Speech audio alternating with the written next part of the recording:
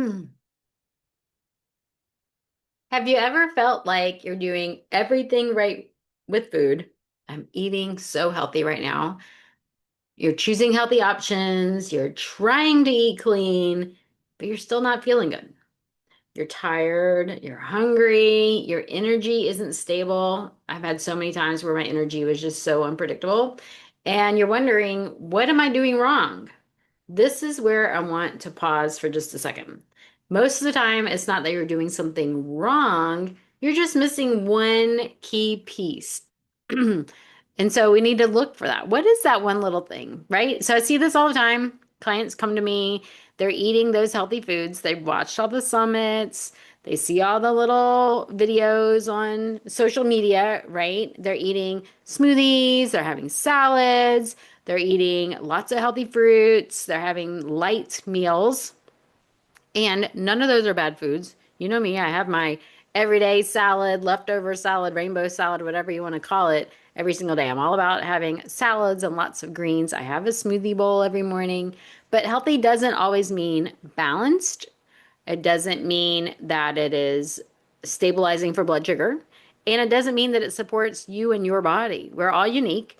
And it could be that there's some component in your food that's affecting you. As a matter of fact, I met with a client today who told me she had cut out gluten and dairy for about 9 months. And then she kind of fell off the wagon and she just doesn't know why she can't get back on the wagon, so to speak, going back gluten free, dairy free.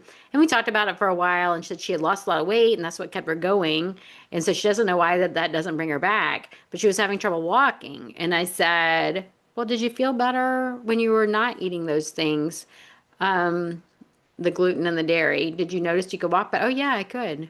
Oh, I didn't think about that. And so sometimes even just changing a component of your food can help. But there's sometimes some other things that are going on too. So when you eat a meal, your body wants stability. I said that in the last couple of videos. It wants sustained energy. We need to be able to eat lunch and make it all the way to dinner without running to the kitchen in between or grabbing a snack or needing to go through a drive-through because I just need something to eat. I need a candy bar or a cracker or something like that, right?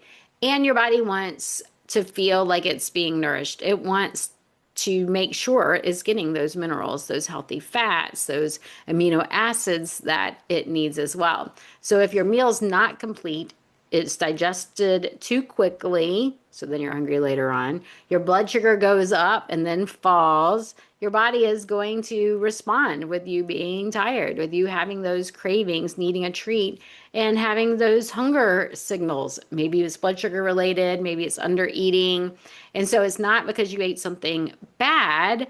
It's we need to make sure that you're doing enough of the right things for you.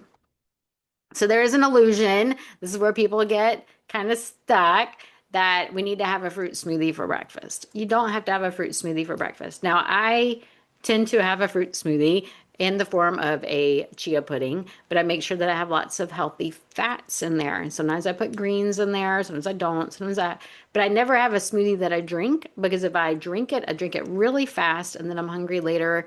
A smoothie is digested very quickly. It's already pre-chewed for you. You can eat it really fast.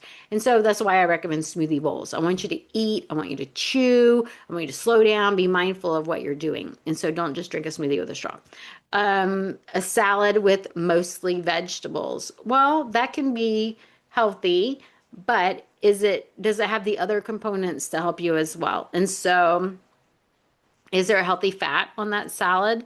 And by healthy fat, are there nuts and seeds, whole food fats, olives, avocados, things like that? If there's a salad dressing, does it have oil? And I'm not saying oil is bad, but we do have to remember, oil is, processed from a plant. It can be from, well, most of them are from plants. And depending on the oil, is it organic, that kind of thing. But sometimes we don't know. But oils are 120 calories of fat. There's really not any minerals in there. There's really not much else to help your body. So for me, I'd rather have avocado. I could have two avocados for 120 calories, I think. And so, eating something that is a whole food fat and instead of oil can be really helpful for your body. And so eating healthy fats. And then is there a protein? So all of our plants contain proteins, but we have to eat a very, very, very large quantity of greens to get enough protein that, for my body to need. So I could do that, but it's going to take a lot of chewing. That's where smoothies come into play. Or I could add something like some beans or a combination of beans and seeds if beans cause my blood sugar to go up. Maybe I just need to have, a couple of tablespoons of beans and some pumpkin seeds and things like that, and then I'll meet my amino acids. Now, I've never had problems getting my protein needs met, but I don't eat the lame old lettuce with cucumber and tomato. Yes, I do have lettuce, cucumber, and tomato, but it has lots of other vegetables and seeds and legumes and things like that. So what I find is with my clients, their salads aren't big enough. They don't have enough protein. They don't have enough fat. And so then it doesn't have enough staying power. And I also like to have root vegetables too. And so carrots, maybe it's shredded carrots because you don't tolerate roasted carrots. Maybe it's a little bit of sweet potatoes, something like that. So instead of looking at your food going, is this healthy? Start asking, will this keep me full and keep my blood sugar stable and keep me satisfied until dinner? Is it big enough? Does it have enough different components in it to keep me full? Because that question can change everything. So let's make it practical.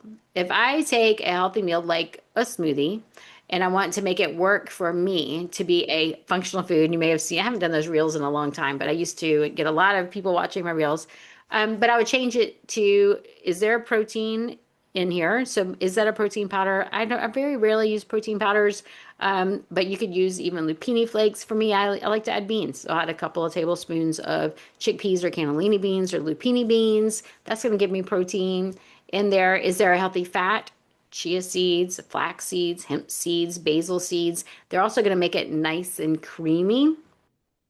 And I like it nice and thick because, like I said, I want you to eat it with a spoon, not with a straw. You can even put avocado in a smoothie as well, right? And so you can have fruit. I put like a quarter of a cup of fruit. I like blueberries or cherries, organic. I blend those in there for sweetness. I don't want to add sugar. I don't want to add honey or a juice or something that's going to cause my blood sugar to go up. But I'll have a little bit of berries. I'll have my chia, my flax, my hemp. I use water. Some people use plant-based milks. But then I have my protein, I have my fat, and then I have a little bit of fruit for sweetness. I have lots of fiber in my breakfast, and it's nice and filling, and it holds me. And there's some recipes for smoothie bowls like this on my website, holisticgym.com, so you can find those. So the same thing with a salad. So instead of greens with some vegetables, that salad, tomato, cucumber that you get in a restaurant, create it with the greens. We still want the greens, some kind of beans or lentils, if you tolerate those, maybe some tofu or soybeans. If you don't tolerate beans, maybe you can tolerate some grains. I don't tolerate grains. Some people can have quinoa on there. Quinoa is not necessarily grain. So if you're giving up gluten, you may tolerate quinoa. It's not right for my body. But maybe there's something else, maybe some roasted vegetables, maybe some sweet potato, enough that doesn't spike your blood sugar, but is going to give you something to stick to your body, right? And then seeds and avocado, those are great healthy fats, maybe some olives, maybe some nuts. Some people like to put nuts on there. And then I like to include a cooked component to my salad too, that just makes me feel a little bit fuller. You could even use a dip, like I like bean dips, pinto bean dip, black bean dip, hummus, things like that are really great for me. And sometimes I'll just turn that into a salad dressing.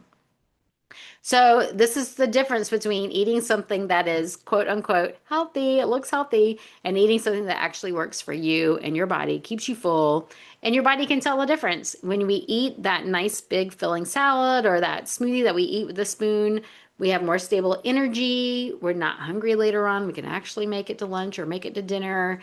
Our brain is clearer. We don't have that brain fog and we feel a little more steady. So if you're dealing with autoimmune symptoms, remember my background is with autoimmune disease, this is even more important for you and your body because if your meal is unstable, if you're under eating, not meeting those minerals that your body needs, then that's going to create more inflammation.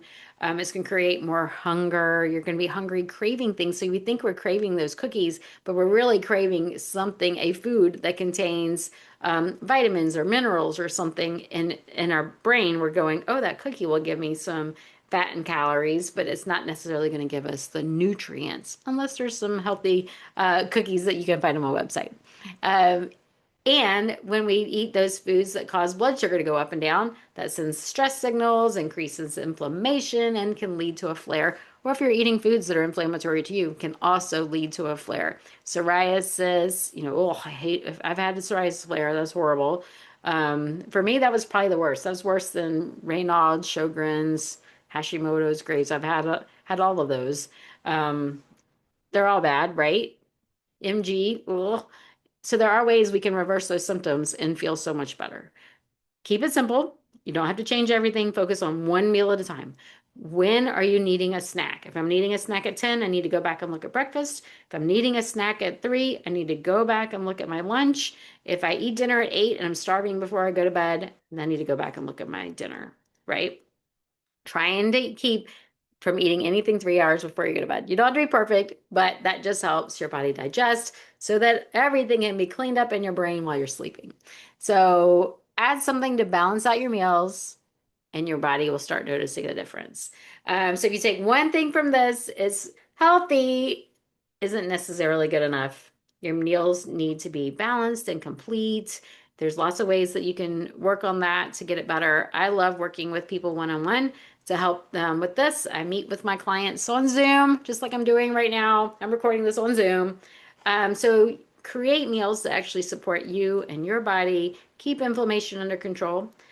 I gave you some examples of simple meals that are balanced, and I'll link some on my website as well, just so that you can find those. If you like this episode, please let me know. If you know someone who's struggling with complete meals, like they're always saying they have to have a snack at 10 or 3 or something like that, share this with them. Comment, give some helpful tips. We all love to get helpful tips and know that we're not alone in this. So I'd love to hear from you. Like and subscribe to my channel, and I will talk to you again next week.